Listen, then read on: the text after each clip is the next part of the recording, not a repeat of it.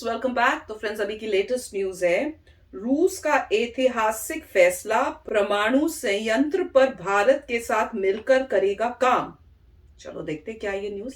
तो वीडियो शुरू करते हैं। वीडियो शुरू करने से पहले अगर आप चैनल पर नए हो और आपने अभी तक सब्सक्राइब नहीं किया है तो जल्दी से पहले सब्सक्राइब के बटन और बेल आइकन को क्लिक कर लो ताकि आपको हमारे सारे न्यू वीडियोस के नोटिफिकेशन मिल जाए जैसे हम अपलोड करें। अगर आपको वीडियो पसंद आता है प्लीज लाइक एंड शेयर। चलिए शुरू करते हैं। दोस्तों, रूस और यूक्रेन के युद्ध के चलते दुनिया के कई देश पुतिन की नीतियों से रूस के साथ छोड़ते जा रहे हैं। बस कुछ गिने चुने देश हैं जो अभी भी रूस के साथ खड़े हुए हैं। 70 सालों से चली आ रही दोस्ती के चलते न तो भारत ने रूस का साथ छोड़ा और न ही रूस ने भारत का। अब इसी बीच रूस ने भारत के लिए जो कुछ ऐलान किया है उससे रूस ने एक बार फिर से भारत के लिए अपनी दोस्ती की मिसाल पेश कर दी है। दरअसल भारत में तमिलनाडु के अंदर 1000 मेगावाट का परमाणु संयंत्र चल रहा है जिसमें रूस भारत की मदद कर रहा है। लेकिन इस वक्त रूस के हथियारों और संसाधनों का उपयोग यूक्रेन युद्ध में किया जा रहा है। अब इसी वजह से रूस के सहयोग से भारत में चल रहे परमाणु ऊर्जा संयंत्र को लेकर चिंता जताई जा रही थी और ये संयंत्र बंद हो सकता था। वहीं पर अमेरिका की ओर से लगातार रूस पर लग रहे प्रतिबंधों के चलते भी रूस अपने सहयोगियों से न तो मदद ले पा रहा है और न ही उनकी मदद कर पा रहा है। वहीं चीन भी जो रूस का खुलकर समर्थन कर रहा है उसको भी अब ये चिंता सताने लगी है कि उसके स्पेस मिशन का क्या होगा, क्योंकि चीन रूस की मदद से अपने स्पेस मिशन को पूरा करना चाहता है। तो भारत के लिए भी यह चिंता जाहिर करना कि रूस के द्वारा भारत में जो इतना बड़ा परमाणु संयंत्र प्रोजेक्ट चल रहा है तो क्या वह भी ठप हो सकता है। उधर दूसरी ओर भारत इस प्रोजेक्ट को जल्द से जल्द पूरा कर लेना चाहता है। लेकिन इसी बीच रूस ने भारत को लेकर जो खुलासा किया है उससे पूरी दुनिया में एक बार फिर से खलबली मच गई है, क्योंकि रूस की ओर से अब ये जानकारी दी गई है कि भारत के कुडनकुलम परमाणु ऊर्जा संयंत्र को बनाने के लिए रूस ने उपकरण और सिस्टम को बनाना शुरू कर दिया है। यह जानकारी पाकर भारत भी हैरान हो गया है। एक तरफ रूस अपनी पूरी ताकत यूक्रेन को हासिल करने के लिए लगा रहा है, वहीं पर भारत ये मान चुका था कि उसका परमाणु संयंत्र प्रोग्राम कुछ दिनों के लिए रुक जाएगा। तो अब वहीं पर रूस की ओर से कहा गया है कि परिस्थितियां चाहे जितनी भी जटिल हो जाएं, लेकिन रूस भारत में चल रहे परमाणु संयंत्र के निर्माण को रोकने नहीं देगा और जो इस प्रोग्राम के पूर्ण होने की तय सीमा थी उसी के इर्द गिर्द इसे तैयार कर लिया जाएगा।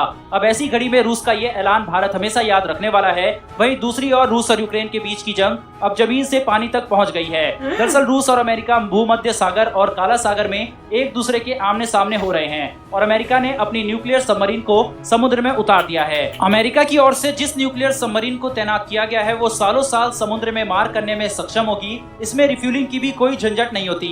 वहीं दूसरी ओर भूमध्य सागर में ही रूस के खतरनाक युद्धपोत और डिस्ट्रॉयर का सामना करने के लिए इटली और फ्रांस ने भी अपने जंगी बेड़े को अलर्ट मोड पर रख दिया है, जिसको देखकर आप अंदाजा लगा सकते हैं कि दुनिया हर रोज एक एक कदम तीसरे विश्व युद्ध की ओर बढ़ रही है। वही रूस पहले ही इस बात की चेतावनी दे चुका है कि अगर किसी भी देश ने रूस पर अटैक करने की कोशिश की और रूस के अस्तित्व पर खतरा उत्पन्न हुआ तो एटॉमिक वार करने में वो जरा भी देर नहीं लगाएगा। उधर जब से काला सागर और भूमध्य सागर में अमेरिका, रूस, इटली, फ्रांस सब ने अपने अपने जंगी जहाजों को तैनात किया है, तब से दुनिया तीसरे विश्व युद्ध के बिल्कुल दहलीज पर जा पहुंची है, क्योंकि भूमध्य सागर और काला सागर में दुनिया के अधिकांश व्यापार किए जाते हैं और अगर यहाँ पर एक बार युद्ध शुरू हुआ तो ना चाहते हुए भी कई देश को इस युद्ध में शामिल होना पड़ेगा। वहीं इस जोन में ऐसे देश की सीमाएं भी लगती है जो नाटो संगठन का हिस्सा है। इस लिहाज से उनके ऊपर किसी भी प्रकार का कोई अटैक होता है तो यहाँ तीसरे विश्व युद्ध को होने से कोई नहीं बचा पाएगा। वहीं पर 30 दिन रूस और यूक्रेन के युद्ध को गुजर चुके हैं और अभी तक रूस को यूक्रेन पर कोई बड़ी कामयाबी हाथ नहीं लगी है, जिसके चलते अब रूस भी पूरी तरीके से बौखला उठा है और एक्सपर्ट्स का मानना है कि अगर ये युद्ध और लंबा खिंचता है तो परमाणु युद्ध की शुरुआत होने की संभावना जताई जा रही है, क्योंकि युद्ध की शुरुआत होते ही रूस ने अपने परमाणु ठिकानों को अलर्ट मोड पर रख दिया था। आपको बता दें, रूस के पास दुनिया के सबसे ज्यादा परमाणु हथियार मौजूद है।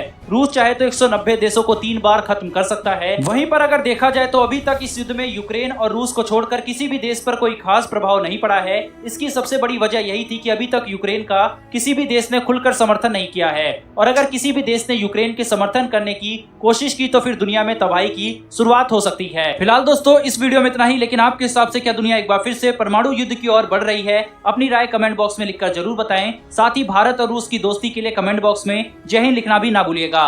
डिफेंस और वर्ल्ड अफेयर्स से जुड़ी ऐसी लेटेस्ट वीडियो के लिए चैनल को सब्सक्राइब कर बेल नोटिफिकेशन को ऑन कर लें। फिर मिलेंगे ऐसी एक नई वीडियो के साथ। धन्यवाद, जय हिंद। तो फ्रेंड, मुझे ये नहीं समझ में आ रहा है क्या बोल रहे थे, काली सी क्या बोली थी, ब्लैक सी बोला था, क्या बोला था? वहां पे सारे क्यों वहां पे इकट्ठे हो रहे हैं? क्या वहां पे क्या प्रॉब्लम हो रही है वो मुझे नहीं पता। वही मतलब क्राइमिया और ऊपर से हाँ। मेरी पोल्स वहीं अटैक हो रहा है सी से। तो फिर यूएसए और बाकी जो यूरोपियन कंट्रीज वो भी ऐसी प्रोटेक्शन के लिए आ रहे होंगे, से पता नहीं क्या हो रहा है। मगर सभी लोग अलर्ट पे हैं और वो सही कह रहे हैं। यूएस ने मतलब तो ये बोल रखा है कि वो जहाँ तक हो सके अपने डायरेक्ट कॉन्फ्रंटेशन नहीं करेगा क्योंकि वर्ल्ड वॉर ना III करे नहीं चाहिए। भैया।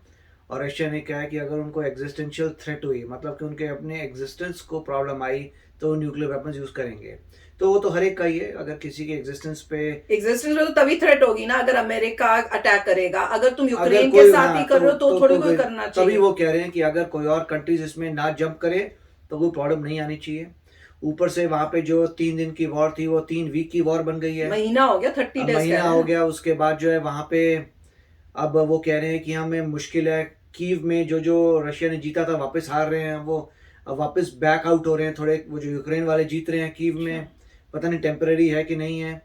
उसके बाद अब रशिया कह रहा है वो ईस्टर्न यूक्रेन में ही ज़्यादा अब करेगा ऑपरेशंस, वेस्टर्न में नहीं करेगा। वहाँ से बोल रहे हैं जो हमने अचीव करना था कर लिया। तो मतलब मतलब ऐसा लग रहा है जैसे नहीं हुआ। जैसे आपने देखा होगा कि अफगानिस्तान में अटैक हुआ था तो एक दिन के अंदर पूरी आर्मी खत्म हो गई थी। उसके बाद जो इराक पे अटैक हुआ था एक दिन में सब खत्म हो गया था। तो कई कंट्रीज में ऐसा होता है एक दिन में पता ही नहीं चला कि कोई थी नहीं। यहाँ पे ऑपोजिट हुआ, क्योंकि यहाँ पे जो मैं कहीं देख रही थी तो वहां पे कुछ ही ये यूक्रेन से ही लोगों के कुछ दिखा रहे थे जो सामान सुमून मेरे ख्याल से यूएसए ने आर्म्स एंड एम्युनिशंस भेजे होंगे, तो उनकी इंटरव्यू ले रहे थे। तो वो कह रहे थे वो आम इंसान जो है मिलिट्री को ज्वाइन कर चुके हैं और वो कह रहे कि मर जाएंगे, यहाँ लड़ते हुए मर जाएंगे पर छोड़ेंगे नहीं अपना लैंड। उनका ये है। राइट। तो उनके पास वेपन्स भेजे गए थे डिफेंसिव, मतलब आप टैंक को गिरा दीजिए, एयरक्राफ्ट को गिरा दीजिए, बस यही भेजे थे। और वो सही है। और इंग्लिश में इंस्ट्रक्शंस भेजी हुई हैं। तो वो उनसे पूछ रहे थे कि इंग्लिश में इंस्ट्रक्शंस है कैसे होएगा। तो जो रिपोर्टर थी वही हंस रही थी जो अमेरिकन थी कि ये तो इंग्लिश में इंस्ट्रक्शंस भेजी हुई। कहते नहीं हम फिगर आउट कर लेंगे। मैंने कहा कमाल है यार, तुम ढंग से तो भेज दो उनको हेल्प। राइट। तो मतलब मगर ये एक अजीब सी बात है कि इतनी समय तक यूक्रेन ने जो है सामना किया तो है। जो भी है, चाहे आप अगेंस्ट हो यूक्रेन के या फॉर हो, पर दिखा रहे हैं अपनी कंट्री को सेव करने के लिए जी जान से लगे। उन्होंने मतलब अपनी कंट्री की इज्जत रख ली, टू बी फ्रैंक। वो तो है। जैसे अफगानिस्तान में तो कुछ भी नहीं, उसी टाइम हो गया एक ही झटके में, एक ही दिन में मिलिट्री वो जो है आर्मी तो लड़ी ही नहीं, लोग दूसरे लोग लड़ रहे थे। तो यहाँ पे जो है ये एक बात है 1 महीने के लिए, मुझे पता नहीं कितनी देर तक सस्टेन कर पाएंगे। मगर अब उनके रशिया के टैक्टिक्स भी चेंज होके ईस्टर्न यूक्रेन की तरफ हो गए हैं। तो एनी हाउ काफी अच्छा था और काफी पर इनका जो स्टैंड था रशिया का कि हम इंडिया को तो करते रहेंगे, वो भी कमाल का है कि देखो अपनी वहां इंटरनल प्रॉब्लम्स हैं पर हम इंडिया का जो काम है उसको बंद नहीं होने देंगे। एटलीस्ट ये तो अच्छा किया कि इंडिया तो नुकसान में नहीं, कि ना इंडिया का लेना ना देना इस लड़ाई में आप दोनों के बीच में चल रही है, तो बेचारा इंडिया क्यों नुकसान में जाए। सबमरीन्स का है कि अगर काफी सारे सबमरीन्स और वेपन्स सारे शिप्स वगैरह आ जाए ब्लैक सी गलती से कुछ हो जाए तो प्रॉब्लम तो हो जाती है। गलती से भी कुछ किसी एक साइड से कुछ निकल गया, अब दूसरा बंदा तो बोल देगा लड़ाई है हम रिटेलिएट फायर करेंगे, बस फिर तो वर्ल्ड वॉर 3 हो जाएगा, फिर पता नहीं। तो बेटर यही है। मगर ये भी है कि अभी मिस्टर बाइडेन गए थे शायद पोलैंड में, मैंने भी सुना, बात करने के लिए पूरे यूरोप से कि क्या करना है क्या नहीं करना। तो उसका मुझे पता नहीं, क्योंकि तो इंटरनल बातें होती हैं। आपको कोई भी स्टेटमेंट आएगी वो ट्रू नहीं होगी, इनसाइड क्या चला वो आपको अलग बात है। तो देखेंगे क्या हो रहा है कि क्या करने की कोशिश कर रहे हैं। और साथ में मेरे ख्याल से ये भी एम था कि वो कोशिश कर रहे हैं कि यूरोप जो है रशिया का ऑयल ना ले या गैस ना ले। उसके लिए कोई और अरेंजमेंट कर रहे थे कि दूसरी कंट्री सप्लाई करेंगी यूरोप को।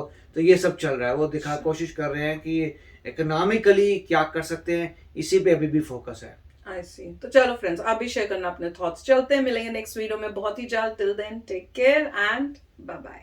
तो अगर आप मेरे इस चैनल पे नए हो तो जल्दी से सब्सक्राइब के बटन को हिट करो और बेल आइकन को क्लिक करो ताकि आपको मेरा जब नया वीडियो मैं लगाऊं आपको उसके बारे में जल्दी से पता चल जाए।